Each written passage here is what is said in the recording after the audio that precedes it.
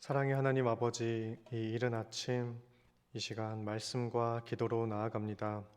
주님 주시는 말씀을 통해 우리의 삶이 더욱 정결하게 되기를 소원합니다. 날마다 주께서 보시기에 바르지 못한 것들은 제하고 세상 속에 거룩한 빛을 비출 수 있기를 원하오니 성령님 항상 우리에게 임재하여 주시옵소서. 이 시간 주님 전에서 또 각자의 처소에서 영상으로 함께하는 모든 정륜 공동체와 함께하여 주셔서 한마음 한뜻으로 예배와 기도의 기쁨을 누릴 수 있게 하여 주시옵소서. 가정과 생업과 또 자녀들을 향한 각자의 소원과 제목들이 있습니다. 주님의 처소까지 닿는 은혜로운 기도가 될 수 있도록 도와주시옵소서. 예배의 시종을 주님께 의탁드리오며 사랑이 많으신 예수 그리스도의 이름으로 기도드리옵나이다. 아멘. 함께 찬송가 359장 찬양하시겠습니다.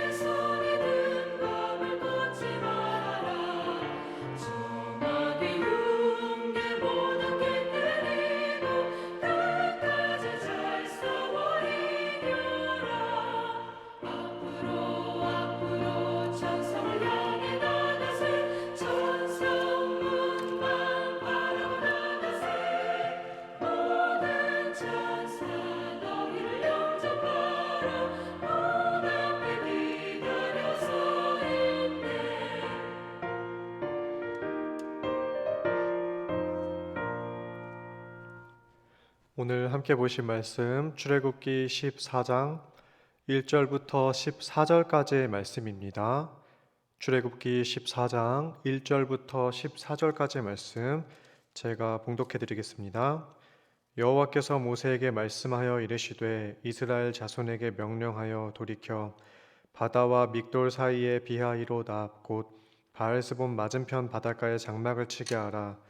바로가 이스라엘 자손에 대하여 말하기를 그들이 그 땅에서 멀리 떠나 광야에 갇힌 바 되었다 하리라. 내가 바로의 마음을 완악하게 한즉 바로가 그들의 뒤를 따르리니 내가 그와 그의 온 군대로 말미암아 영광을 얻어 애굽 사람들이 나를 여호와인 줄 알게 하리라 하시매 무리가 그대로 행하니라.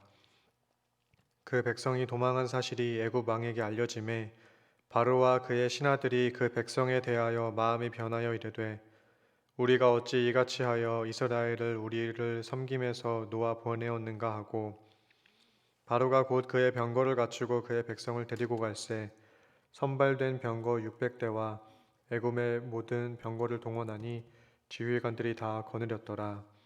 여호와께서 애굽 왕 바로의 마음을 완악하게 하셨으므로 그가 이스라엘 자손의 뒤를 따르니 이스라엘 자손이 담대히 나갔음이라.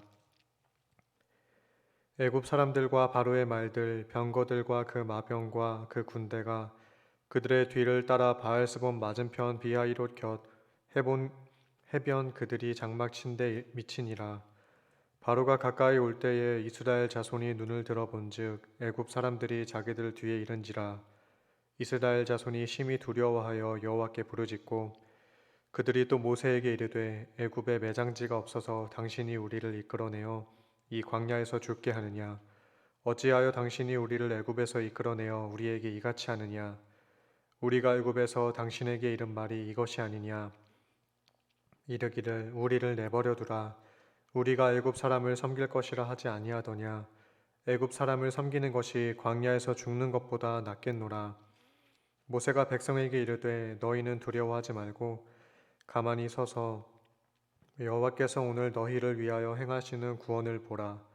너희가 오늘 본 애굽 사람을 영원히 다시 보지 아니하리라. 여호와께서 너희를 위하여 싸우시리니 너희는 가만히 있을지니라. 아멘. 어제까지 백성들은 유월절과 무교절을 지키며 애굽에서 탈출을 하게 됩니다. 오늘 본문의 1절부터 보시면 하나님은 모세에게 백성들을 돌이키게 해서 비하히롯에 진을 치게 했습니다. 2절에서 눈여겨볼 말이 돌이켜라는 말입니다. 돌려 세운다는 뜻인데요. 하나님이 백성들이 이동하는 경로를 바꾸셨음을 보여주고 있습니다.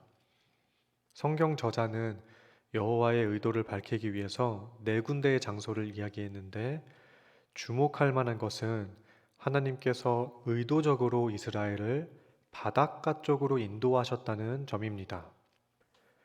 뒤따라오는 애굽 군대를 생각하면 앞길이 뚫려 있는 곳으로 인도할 수도 있는데 하나님은 굳이 바닷가 쪽으로 인도하시면서 막다른 골목으로 백성들을 인도하셨습니다. 이해하기 힘든 방향으로 이끌고 계신데 그 이유가 3절에 나옵니다. 바로가 이 땅에서 이스라엘 백성들이 정신없이 떠돌다가 광야에 갇혀서 하나님께 버림받았다라는 생각을 하도록 하기 위해서라고 합니다. 주님은 자신을 대적하던 바로 왕에게 확실한 패배를 안기기 위해 반대로 백성들에게는 확실한 승리를 보여주기 위해서 그들의 방향을 바꾸셨습니다. 이렇게 하나님은 백성들을 인도하시면서 대적자를 이기셨습니다. 주님은 이스라엘에게 나아갈 길과 머물 곳을 알려주셨습니다. 오늘을 살아가는 우리 또한 주님의 인도하심 아래에 있습니다. 우리가 보기에 악화되고 있는 상황은 하나님 역사의 강화일 수 있습니다. 그래서 때로는 우왕좌왕 방황하는 듯 보이지만 섭리하고 계시는 여호와의 손길 안에 있음을 기억하기를 소원합니다. 그러한 우리의 발걸음과 이동 경로를 통해서 악한 권세가 무너지고 하나님께서 승리하는 복된 하루의 여정이 되실 수 있기를 바랍니다. 5절부터 바로에게 이스라엘 자손이 가버렸다는 사실이 보고되었습니다. 이를 들은 그의 마음은 급격하게 변했습니다. 여호와가 내린 재앙을 견디지 못해서 이스라엘을 내보내긴 했지만 막상 보내고 난 뒤에 수많은 인력을 잃어버린 것을 아까워했기도 했고 애굽 최대의 권력자로서 자존심도 많이 상했을 것입니다. 결국 그는 특별히 선발된 병거 600승과 일반 병거들과 지휘관들까지 모두 소집했습니다. 이스라엘을 다시 붙잡아 오기 위해 바로는 상당한 병력을 동원하면서 만반의 준비를 했습니다. 그러나 사실 8절에서 볼 수 있듯이 이 또한 주님의 관점에서 보면 하나님의 의도대로 움직이고 있었습니다. 바로는 오히려 패배를 향해서 병력을 동원하고 있었습니다. 결국 그 군대는 이스라엘이 머물고 있는 근처까지 이르게 되었습니다. 이렇게 자신들을 뒤쫓아온 바로의 군대를 보던 백성들은 두려움에 휩싸였습니다. 그리고 이 상황의 책임을 모세에게 돌립니다. 11절을 보시면 모세에게 애굽에 매장지가 없어서 우리를 이끌어내서 죽게 하는지 따지고 있습니다. 그리고 이어지는 12절에서 우리가 이런 상황이 벌어질 것을 미리 말했는데 지도자인 당신은 그것도 몰랐느냐고 쏘아붙입니다. 재밌는 것은 정말 이 상황이 어떤 경우인지 잘 알고 있는 모세가 모른다고 백성들에게 비난을 받고 있고, 반대로 이 상황에 대해서 잘 알지 못하는 백성들이 모세를 몰아세우고 있다는 점입니다. 백성들은 눈에 보이는 두려움 앞에 하나님의 계획을 잊었고 그동안 보아왔던 애굽에서의 10가지 재앙을 떠올리지 못했습니다. 현재는 자신들 앞에서 불구름 기둥으로 인도하고 계심에도 불구하고 애굽 군대를 보는 순간 이렇게 돌변하고 말았습니다. 이렇듯 완악하게 변화하는 것은 바로 왕뿐만이 아니었습니다. 우리 또한 알게 모르게 상황을 탓하면서 아버지를 원망하고 싶을 때가 참 많습니다. 그러나 눈앞에 닥친 어려움 때문에 지난날의 하나님의 은혜를 잊어버리는 것만큼 무지하고 어리석은 일도 없습니다. 내 하루의 작은 삶에서 찾아오는 어려움 때문에 거대한 구원의 역사를 이루시며 은혜를 주시는 하나님을 잊지 않는 오늘이 되기를 소원합니다. 그래서 13절에서 모세는 백성들에게 두려워하지 말고 가만히 서 있으라. 여호와께서 행하시는 구원을 보라고 말씀합니다. 현재 이스라엘은 정신적으로나 물리적으로나 도저히 애굽과 맞서 싸울 수 있는 상황이 아니었습니다. 그래서 하나님이 홀로 싸우시겠다는 선언을 하신 것입니다. 그러한 그들에게 찾아온 어려움 가운데 이스라엘이 할 수 있는 것은 그저 하나님이 일하시는 장면을 목도하는 것이었습니다. 주님은 애굽을 물리치시고 백성들을 위한 구원을 완성하실 것입니다. 그렇게 하나님의 전투를 바라보라고 하면서 이스라엘이 누가 구원하는지 분명히 보도록, 그래서 너희가 정말이지 두려워해야 할 대상이 누구인지 선명하게 알 수 있도록 일하십니다. 그래서 모세는 하나님이 대신 싸우시니 더 이상 비난이나 불평을 하지 말고 잠잠하라고 말씀합니다.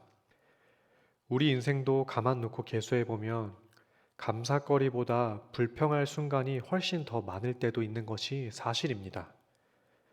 하지만 오늘 묵상의 말씀처럼 우리가 눈앞에 놓인 문제들을 바라보기보다 문제에서 건지시는 하나님의 도우심을 잠잠히 기다리고 그분의 역사를 바라보면 많은 문제거리들은 커다란 감사 제목으로 전환됩니다. 하나님은 자기 백성들이 어려움에 그대로 내버려지도록 팔짱을 낀 채 가만히 있는 분이 아니십니다. 자기 백성을 위해 나서서 싸우십니다. 그분의 소유가 된 백성은 주인 되신 여호와의 전투를 바라보기만 하면 됩니다. 이를 위해 주님은 때때로 우리를 궁지로 몰아넣으시지만 결코 낭떠러지로 떨어지지 않습니다.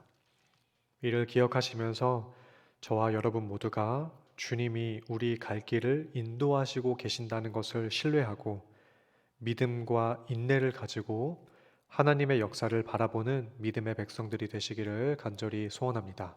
기도하겠습니다. 하나님 아버지, 오늘도 여전히 신실하게 우리를 이끄시는 주님의 일하심을 바라봅니다. 아버지의 인도하심을 우리가 다 이해할 수 없고 알지 못하더라도 뜻하신 바가 있다는 사실을 신뢰하며 나아가오니 그곳에서 크신 역사를 경험하는 복된 우리 모두가 되게 하여 주시옵소서.